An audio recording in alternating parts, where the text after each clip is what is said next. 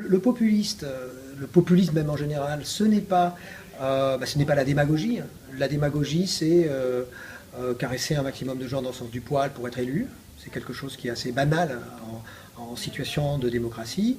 Ce n'est pas non plus, comme certains le disent, être plus proche du peuple, être populaire. Hein, ce n'est pas ça. Le populisme, c'est s'exprimer au nom du peuple, mais comme du peuple tout entier. Comme le peuple tout entier n'existe pas réellement, au fond, c'est une fiction. Et c'est une manière de dire, je suis directement connecté à ce peuple tout entier, je suis connecté à son bon sens, et donc je suis incriticable. Je ne suis même pas critiquable par les institutions judiciaires, je dépasse l'Assemblée nationale, je suis plus représentatif que tout le monde. Voilà. Et c'est ce qui permet aussi aux populistes, puisque ce peuple fictif, ce peuple global, ça lui permet de mélanger les thèmes de gauche et de droite, puisque ce peuple indéterminé, ça peut être un peuple qui se réfère au peuple de gauche, le peuple social, de l'égalité sociale, hein, et ça peut être le peuple de droite au sens de la tradition chrétienne, de notre tradition, notre patrimoine, etc. Et du coup, il attire les réactionnaires, les gens qui sont plus conservateurs. Donc c'est au nom de ce sentiment, il brise les logiques de programme, et au nom de la défense du peuple, qu'il connaît mieux, le populiste s'exprime. C'est ça, le populisme.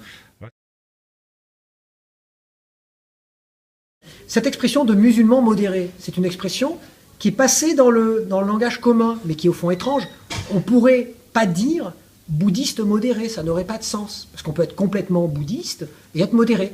Mais lorsqu'on est musulman, même ceux qui pensent être de bonne foi, sympathiques et tolérants, disent musulman modéré parce que, implicitement, dans leur subconscient, trop d'islam, c'est forcément intégriste, c'est-à-dire que si on est complètement musulman, on est forcément intégriste, comme un poison. Comme si l'islam était un poison. Quand on en prend un tout petit peu, bon, ça va, à la limite, on peut conduire un peu. C'est comme l'alcool. Un petit peu d'alcool, ça va, mais trop d'alcool, modérément de l'alcool, ça va, mais trop d'alcool, c'est un poison. Alors qu'en réalité, on peut être complètement musulman et être très tolérant. Et d'un autre côté, c'est ce qui se passe d'ailleurs aujourd'hui. On peut être très peu musulman, comme Mohamed Merah, mais être juste ce qu'il faut musulman, prétendre qu'on est musulman, pour pouvoir justifier les attentats terroristes. Justement parce que cette atmosphère de défense culturelle générale, elle engendre une suspicion non seulement de cette majorité de la population, mais de ceux qui sont visés. Et ceux qui sont visés, ils se sentent aussi agressés, ils sont aussi dans une logique de défense culturelle. Les populistes, il y en a à toutes les époques, et les populistes sont plus ou moins considérés comme des clowns. Il y a une sorte de côté mystique de se sentir directement connecté à ce peuple fictif. Mais la vraie question, c'est pourquoi est-ce qu'à un moment donné, ça ne fait plus rire personne ? D'ailleurs, il y a beaucoup d'humoristes aujourd'hui qui deviennent populistes, de Brigitte Bardot à Pepe Grillo en Italie, qui est aujourd'hui au Parlement, ces anciens humoristes. Parfois, ce ne sont pas des anciens humoristes, mais des gens qui ont quelque chose il y a un peu de l'humour même qui peut glisser sur le pitoyable. Mais pourquoi à un moment donné, ces gens-là sont pris au sérieux ? Ils étaient pris au sérieux dans les années 30. Quelqu'un comme Mussolini, c'est quelqu'un qui est comique, malgré lui. Mais derrière, il y a des millions de gens qui suivent. Donc, pourquoi ? Bien, c'est lorsqu'il y a une rupture de narration. Chaque individu a besoin de se raconter lui-même. Il a besoin d'une forme de cohérence narrative. Et lorsque cette cohérence est mise en péril individuellement, c'est ce qu'on appelle être vexé. Lorsqu'on vous regarde pas comme vous voudriez être vu, c'est une forme d'insulte, une forme d'humiliation. C'est ce qui fait qu'on est vexé. Lorsque la vexation elle est plus durable, ça peut engendrer une souffrance plus forte. Et on reste chez soi, tout seul, en voulant à l'ensemble du monde, à l'ensemble de l'humanité. Aujourd'hui, on va sur les forums pour insulter tout le monde. Lorsque cette souffrance, elle est ressentie à l'échelle d'une collectivité, là, il y a une rupture de narration à l'échelle de la collectivité. Et c'est là où le populisme finit par avoir du succès. C'est là où le populiste est entendu. Parce que sinon, il serait considéré comme quelqu'un de relativement comique ou comme disant, puisqu'il ne cherche pas vraiment à régler les problèmes, mais là, d'un seul coup, il est pris au sérieux. On dit, il est dans le réel, ce fameux réel, il est dans les vrais problèmes.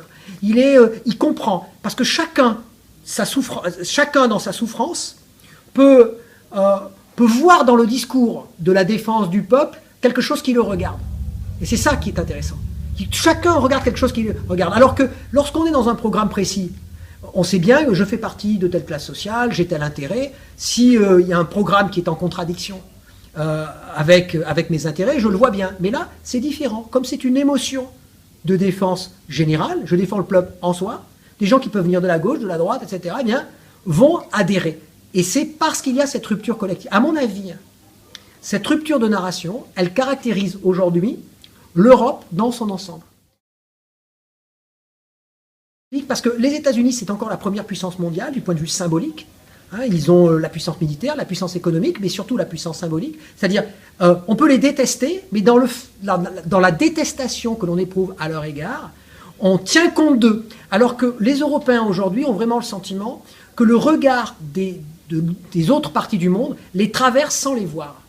C'est comme si on les traversait sans les voir, alors qu'ils ont été le monde, qu'ils ont été, une singularité historique. Vraiment dans l'histoire de l'humanité. Ils ont été le centre du monde. Ils ont colonisé culturellement le monde. Et ils ont perdu progressivement cette place. Ils l'ont perdu militairement, ils l'ont perdu après 14-18, ils l'ont perdu économiquement, après les accords de Bretton Woods qui consacrent la puissance du dollar après 39-45. Et puis aujourd'hui, ils le perdent symboliquement.